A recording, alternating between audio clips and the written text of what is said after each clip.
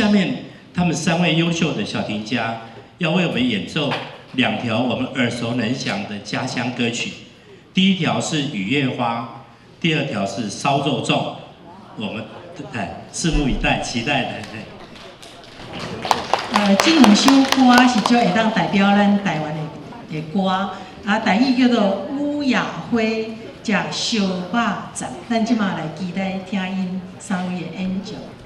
Next, we'll be playing 2 traditional Taiwanese songs. First one is 雨夜花, Wu Ya Hui.